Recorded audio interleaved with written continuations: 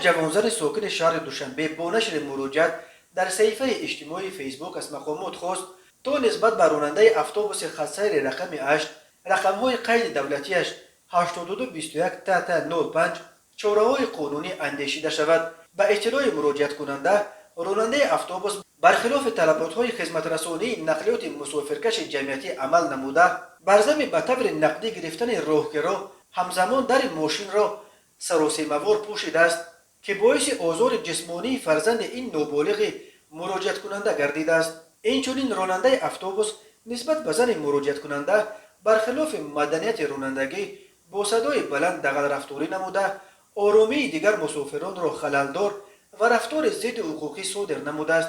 مقامات میلیسای دوشنبه شخصیت این راننده را معاین کردند. معاین گردید که این نفر شهروند غفورов اکمل عبیداللهویچ سال تولدش 1994 ساکن شهر دوشنبه کوچه مایاکوفسکی راننده شرکت اتوبوس یک می باشد.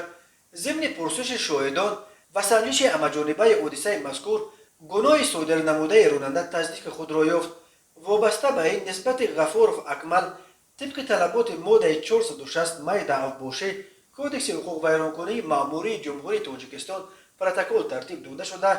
با قرار سود نسبتش جزا در نمود جریمه به اندازه 7 نشان دهنده برای حسابها تعیین کرده شد. گفته می شود در اطلاعیه مرکز مطبوعات ریاست وزارت کارهای داخلی دوشنبه.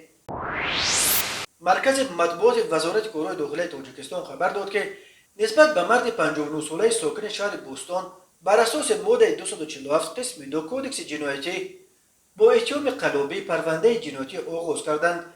بنا به فرضیه تفتیشات این مرد هنوز ماه اپریل سال 2015 به باوری مرد 40 ساله ساکن نوید باباجان غفورov درآمده از او 120,000 سومانی را با روی فریب تصرف نموده به منفعت شخصیش صرف کرده است.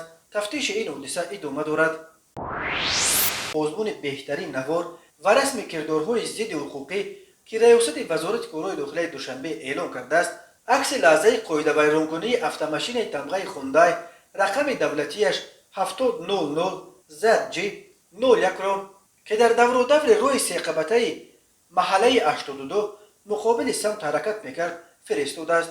مقامات میلیسا ضمن بررسی معاین کردند که راننده عزیزوف جمشید تورایویچ سال تولدش 1996 استقامت کننده شهر دوشنبه کوچه باباجان غفورov بوده است. نسبت به او به دلیل ویران نمودن طلبات قاعده های حرکت در راه در اساس ماده 324 کودکس حقوق ویرانکنی مأموری جمهوری تاجیکستان پرونده مأموری ترتیب داده او را آگاهی دادند که بین با چنین کردار ضد حقوقی صادر نکند.